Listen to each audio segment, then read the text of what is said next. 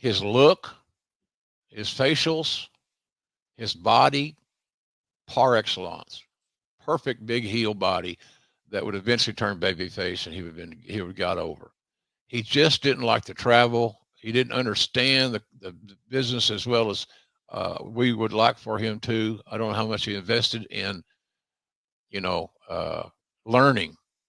He was weak, not in the way that word usually lands. Not weak in his arms or his legs or his chest, weak in the things that actually determine whether a professional wrestler survives in the hardest entertainment business on earth. Jim Ross spent years making that distinction. He sat across the table from giants. He watched men who could move mountains in a gym, and he kept asking the same question that most promoters forgot to ask. Can this man actually wrestle? Jim Ross held one of the most powerful positions in professional wrestling history. He was the executive vice president of talent relations for WWE. That title means he was the gatekeeper, the man every aspiring talent had to impress before they could walk through the door. Every contract, every signing, now every decision about who was worth investing in started with Jim Ross saying yes or no. He has spoken openly about that role. He has said he felt he had too much power at times, not because the authority went to his head, but because the responsibility attached to it was genuinely that heavy. If this story is grabbing you right now, go ahead and hit that hype button below. Give this video some hype and help more wrestling fans find stories like this one. It costs you nothing and it means everything to this channel. Right, back to Jim Ross. His job was to manage hundreds of independent contractors, men and women from all over the world, all different backgrounds, all different skill levels. And he had to do that while answering to Vince McMahon,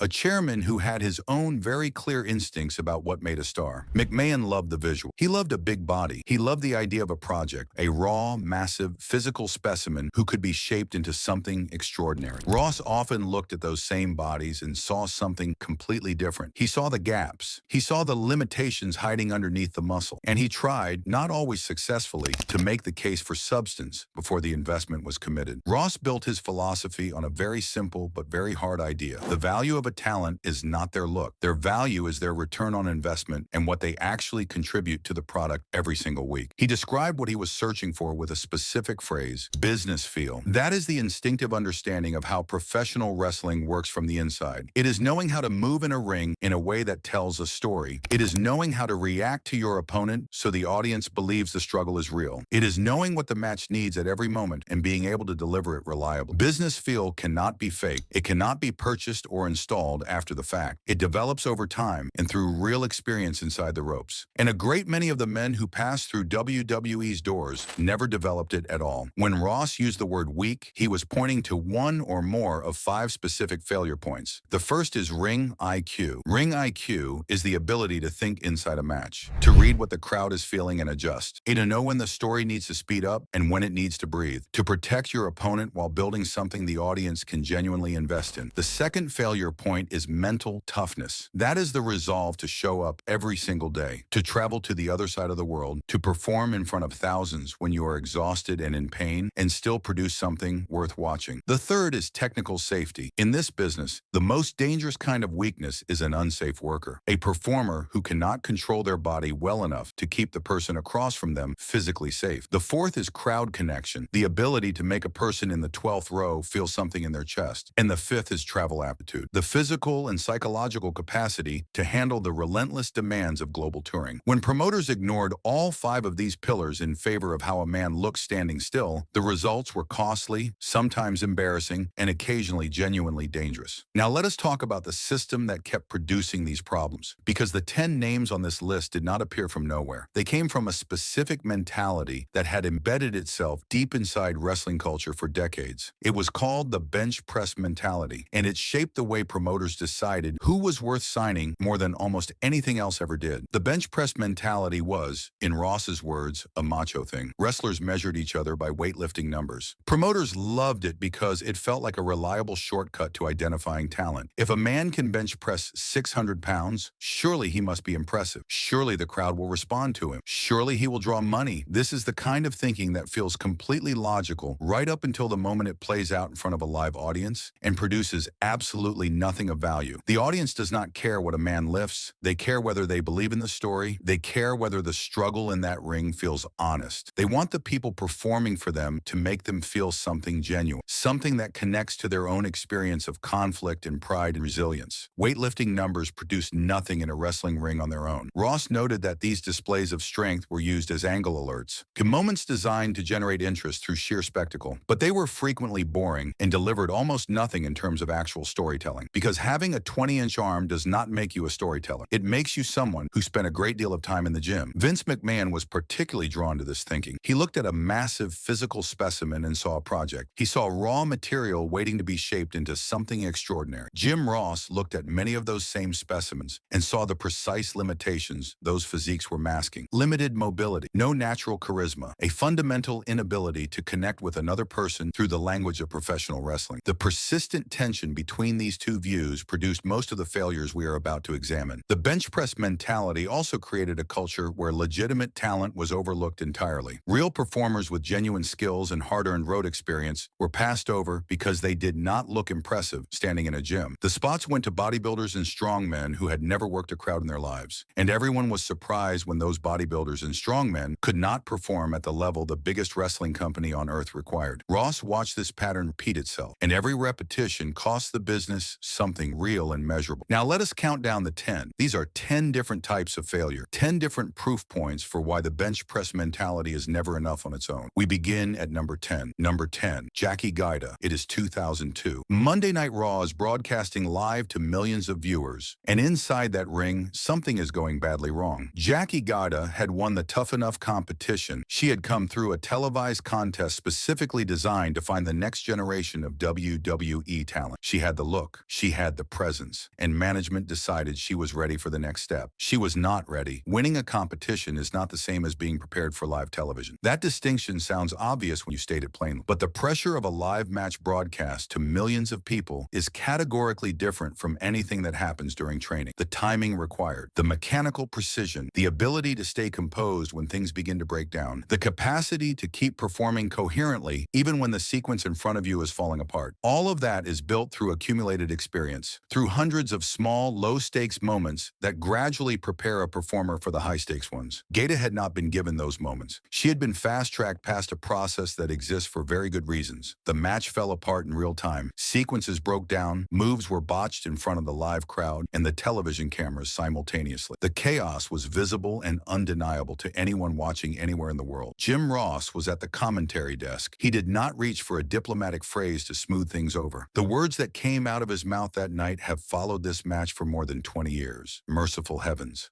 Two words that became the defining statement on what was happening inside that ring. Not a personal attack on the performer, an honest, unfiltered reaction from a man who understood exactly what live television failure looks and sounds like. Gayda's weakness was not permanent. It was not inevitable. She was not without potential. The failure belongs to the pipeline that put her there without adequate preparation. Management prioritized the visibility she had gained through the Tough Enough format over the preparation she clearly still needed. By placing a novice in that environment before her timing and technical fundamentals were solid, they exposed her publicly in a way that no performer deserves. The credibility of the developmental system took damage alongside hers.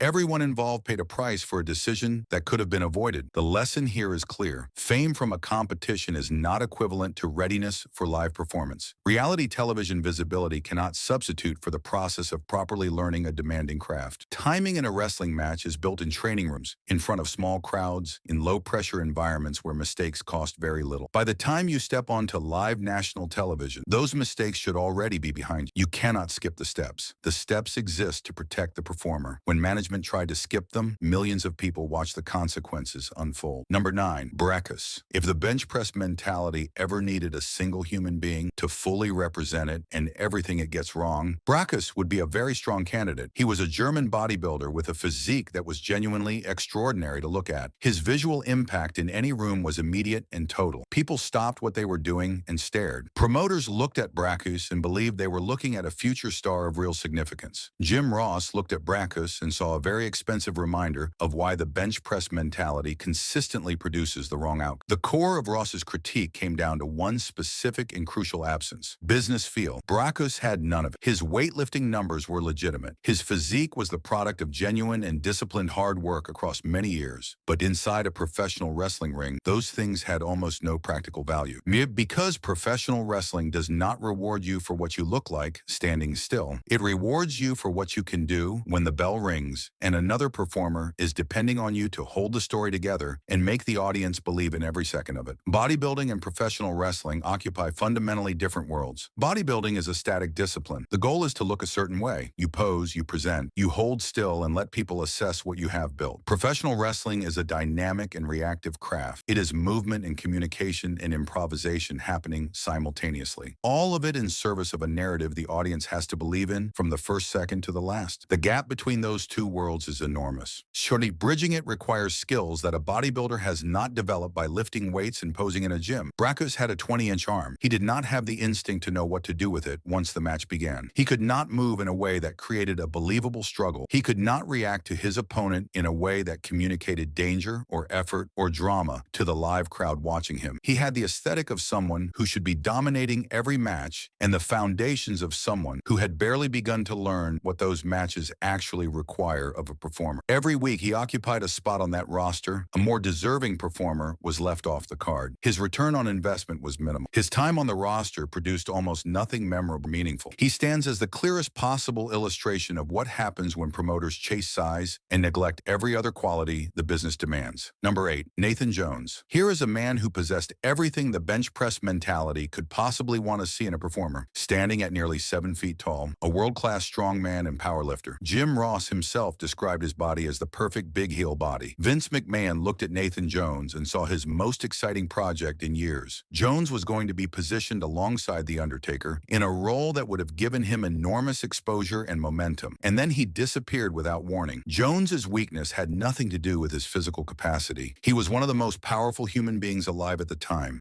His deficiency was entirely specific and had nothing to do with anything visible when you looked at him from the outside. He lacked the travel gene. That phrase describes a combination of physical tolerance and psychological resilience that allows a performer to handle the constant demands of international touring week after week without breaking down. For a man of Jones's extraordinary size, long-haul international flights were not merely uncomfortable. They were genuinely draining in ways that smaller athletes simply do not experience to the same degree. His massive frame paid a heavy physical price every time he boarded a long-haul aircraft. The cumulative toll was building without anyone from management fully accounting for. The breaking point arrived during an international tour. The schedule included stops across Korea, Singapore, and Perth in Australia. A difficult layover in Russia added hours to an already exhausting itinerary. Jones was overwhelmed, not by an opponent, not by a match or a training session, by the physical and psychological grind of getting from one place to another on insufficient rest. When the tour reached Perth, his home country, Jones made his decision. He told management he was quitting, not just the tour, the company, the business, entirely. No extended notice, no transition plan. He was simply no longer there. Ross has described this as the AWOL incident. It is the most striking example of physical strength, meaning absolutely nothing without the internal resolve to show up consistently. Jones had been positioned for the biggest opportunity of his career. The Undertaker was the most respected and most consistently over performer in the company. Being placed alongside him was a genuine privilege and a real chance at main event stardom. The investment the company had committed was real and significant. At the exact moment when everything could have been realized, the road defeated him entirely. Not a rival, not an injury. The grind won. Without mental toughness, no physical gift matters at all. Number 7, Tom Magee. Some weaknesses remain completely invisible for a long time because someone else's exceptional skill is doing the work of concealing them on their behalf. Tom Magee was a world champion powerlifter and gymnast. He could perform backflips. He could execute explosive power moves with a body that was genuinely impressive to watch in motion. And in the mid-1980s, Vince McMahon became absolutely convinced that Tom Magee was going to be the next successor to Hulk Hogan as the face of the company. This conviction was based entirely on a single match. That match was against Bret the Hitman Hart. The footage has been discussed and debated in wrestling circles for decades since. It is referred to as the Mirage. It has been called the holy grail of lost wrestling footage. When management watched the tape, they saw precisely what McMahon had already decided was there: a future superstar, a physical marvel who could carry the company forward for years to come. And they were completely and fundamentally mistaken about what they were actually watching on that screen. The match belonged entirely to Bret Hart. Hart possessed one of the finest ring IQs in the history of professional wrestling. He was a complete technical craftsman who could build a compelling and believable match with almost any opponent placed across from him. He used that skill with Tom Magee to construct a performance that amplified Magee's physical gifts and completely buried his glaring deficiencies. Every sequence was Hart's work. Every moment that looked impressive was built by Hart's ability to orchestrate and conceal what was missing. Management watched the tape and credited Magee. They should have been carefully studying the man who was running the entire operation from the opposite side of the ring. When Magee was placed with wrestlers who lacked Hart's ability to carry an opponent, the illusion collapsed immediately and completely. He could not improvise inside a match. He could not read what the crowd needed and adjust his performance to deliver it. He could not maintain the narrative of a struggle without someone else doing all the structural work for him. Ring IQ is not about performing impressive isolated moves. It is about contributing to the architecture of a match moment by moment in genuine real-time response. Magee could perform, he could not wrestle. In this business, those two things are completely different skills. His story remains one of the most important cautionary tales in WWE history. Never evaluate a talent on a single curated performance, because that performance might belong entirely to the man standing across from them. Scouts, promoters, and executives must look past the surface of a match and ask the harder question: who is actually building this? Who is doing the thinking? As the answer is usually the experienced hand in the ring, not the project the promotion is most excited about. Number 6, Tiger Ali Singh. Jim Ross has spoken about Tiger Ali Singh with a candor that is unusual even for a man as direct as he is. He has named this particular signing as one of the most regrettable decisions of his entire career in talent relations. That is a striking thing to say for someone who oversaw hundreds of contracts across more than a decade at the highest level of the business. And Ross is precise and unflinching about exactly why the regret sits that deep. Singh received a significant financial commitment from the company. He was given a character, a platform, real promotional support behind him, and a genuine opportunity to prove his worth. He was presented as a wealthy and arrogant foreigner with money to throw around and a disdain for the audience watching him. The character itself was already feeling dated by the late 1990s when it was deployed. Wrestling fans had encountered many variations of this persona across multiple promotions in many years. When a gimmick is already familiar territory, the performer carrying it needs to elevate it through something personal and alive inside them. They need what the industry calls the IT factor, that magnetic and unnameable quality of presence that causes an audience to react before the performer has done anything specific at all. Singh did not possess it. During the Attitude Era, a period defined by raw intensity and performers who felt genuinely dangerous and unpredictable,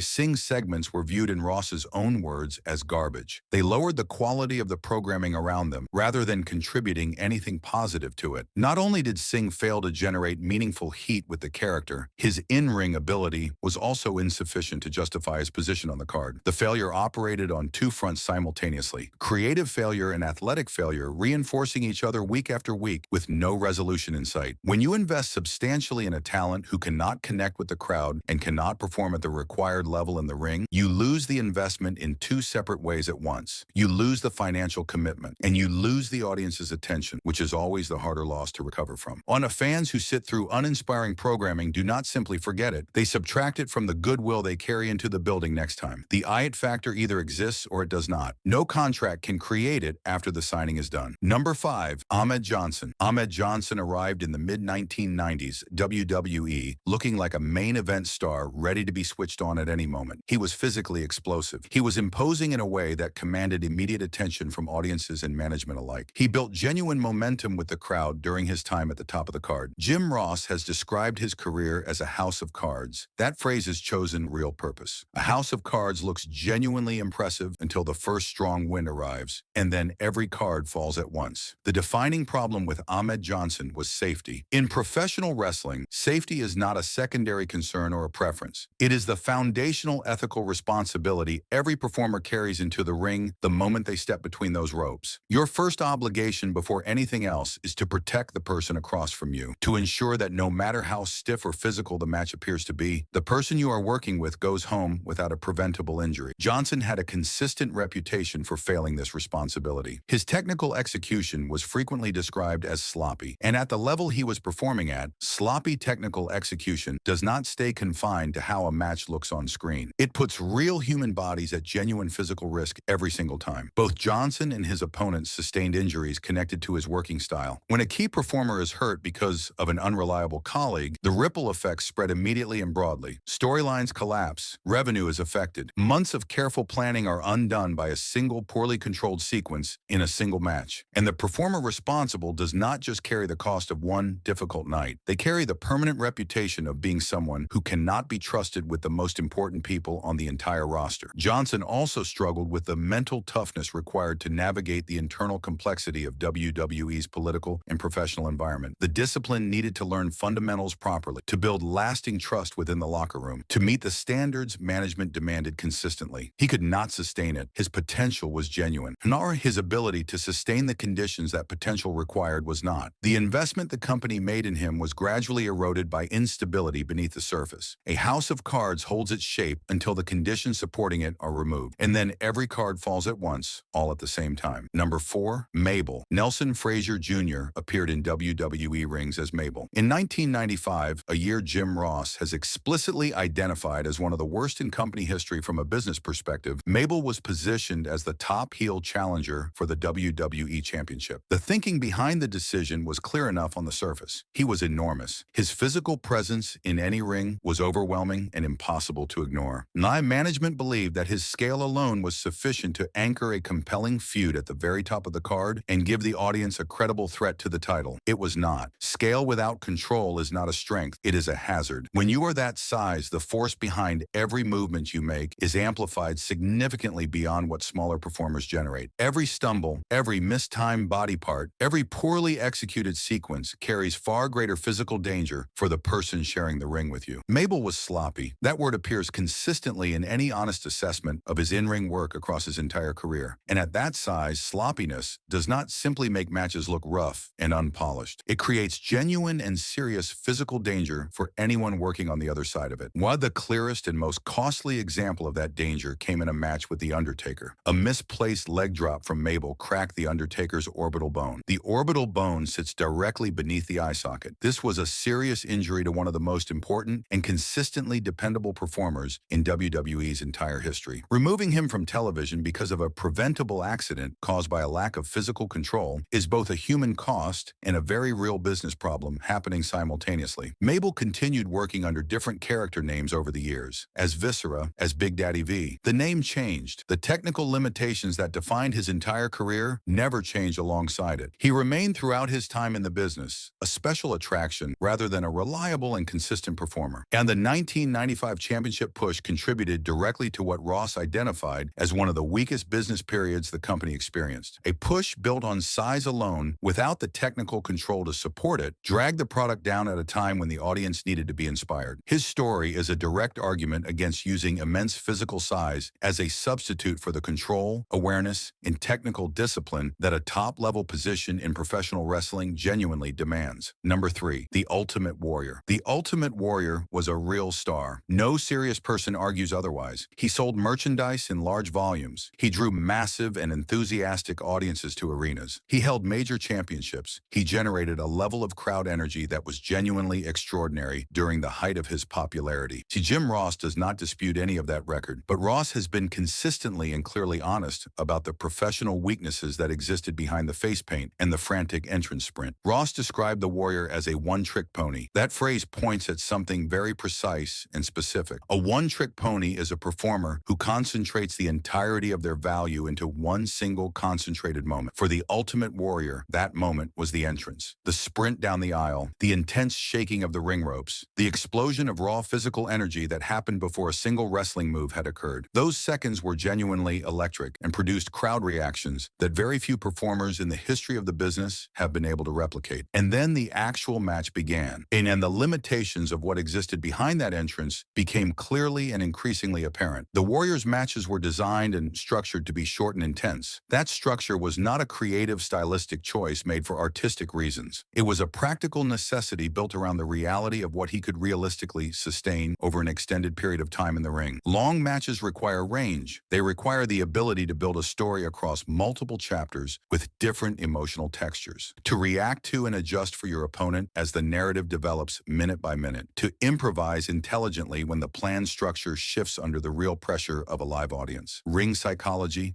the capacity to maintain a coherent and engaging narrative thread throughout a full match in genuine response to everything happening around you, was not the Warrior's territory. He could deliver a concentrated burst of impact. Sustaining a full high-quality match at that level consistently was a different matter entirely. Beyond the in-ring limitations, the Warrior's professional behavior generated ongoing friction throughout his career in the business. He was notoriously difficult to work with on multiple levels. A perceived ego created real and lasting problems with management and with peers who shared the ring with him regularly. Wrestling is fundamentally a collaborative craft. Each performer depends on the other to make something the audience believes in and responds to. A talent who cannot genuinely accept that truth and adapt accordingly becomes a professional problem, regardless of how many arenas they can fill on the strength of an entrance. Number 2, the Great Khali. The Great Khali represents the absolute outer limit of the big man experiment in professional wrestling. He was a massive and genuine attraction. His presence in the Indian market in particular served a real and demonstrably valuable strategic purpose as WWE worked to expand its global audience during that period. He was enormous and visually unlike almost anyone who had ever stood inside a professional wrestling ring. When he first appeared before an audience, people stopped and stared. The novelty of his physical scale was immediate, complete, and undeniable. But novelty has a natural expiry date in any entertainment business. Once the initial shock and surprise fades, a performer needs real and consistent substance beneath the spectacle to maintain audience engagement over time. Khali's physical limitations were severe and could not be worked around regardless of how thoughtfully the matches around him were constructed. Due to his height and subsequent health concerns, he was almost entirely immobile inside the ring. Even the most basic wrestling sequences required extensive and deliberate assistance from his opponents to complete in a way that was safe and coherent enough to put on television. He could not move at the pace that modern audiences expected from performers in his position. He could not produce matches that generated truly memorable moments beyond the temporary spectacle of his sheer size. When Ross has acknowledged that Khali served a purpose within a specific and deliberately narrow strategic context, he was a useful tool in certain situations, and he opened certain international markets that had real commercial value for the company. But his technical range inside the ring was essentially non-existent. Once the novelty wore off and the cameras kept rolling week after week, his opponents were performing the great majority of the creative and physical work in every match on his behalf. He was the most visually dominant presence in any ring he entered, and simultaneously the one contributing the least to what was actually happening inside it. The Khali case proves something important about the hard limits of the big man strategy. Physical stature can conceal the complete absence of wrestling ability,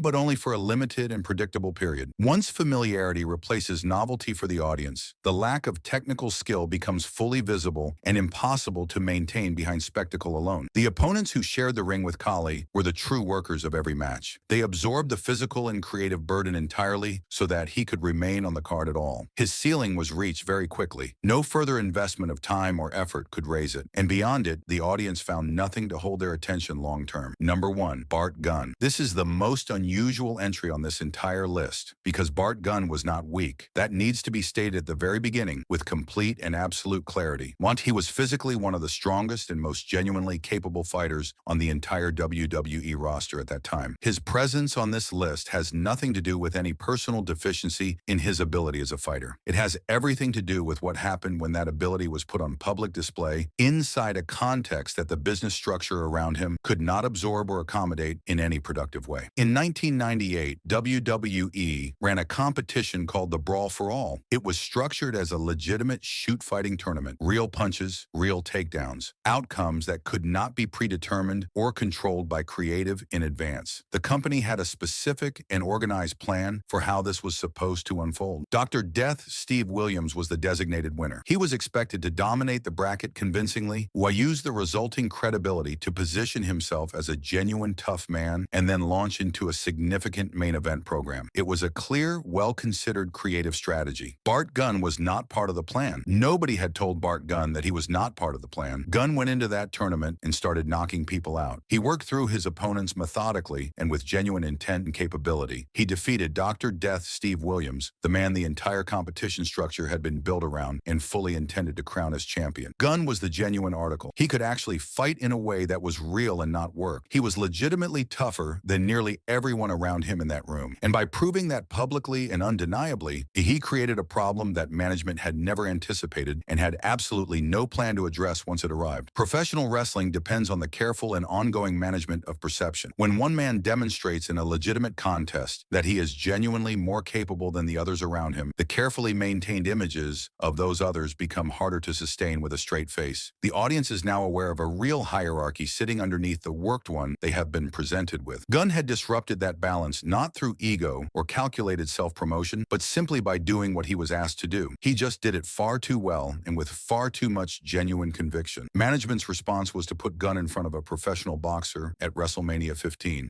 Butterbean was a legitimate and proven fighter with with genuine knockout power. This was not a wrestling match. It was a constructed mismatch designed to look like one, and Butterbean knocked Gunn out in front of one of the largest audiences of the entire year. Ross has described what followed as bizarre. The company appeared to punish Gunn for winning a competition they themselves had created and sanctioned. There was no meaningful opportunity built for him on the other side of his tournament victory. The career platform that should have been constructed on his demonstrated and legitimate toughness was never built. It was ended instead because that legitimacy had broken something inside the creative structure that nobody knew how to fix or work around. Bart Gunn was not the weak one. The failure belonged entirely to management. They created a situation they could not control. When the result came out wrong, they chose to close the door on the man who had won honestly, rather than find any creative way to build on what he had publicly demonstrated. That is the most bitter and instructive lesson on this entire list. Being genuinely the best person in the room is not always enough to protect your career in professional wrestling. The system around you has to be able to accommodate your legitimacy, and when it cannot, it finds a way to make your legitimacy disappear. Ring psychology became the non-negotiable central measure of a performer's real worth. It is the capacity to maintain a coherent narrative thread throughout a match, to react to the audience's energy and adjust intelligently in real time.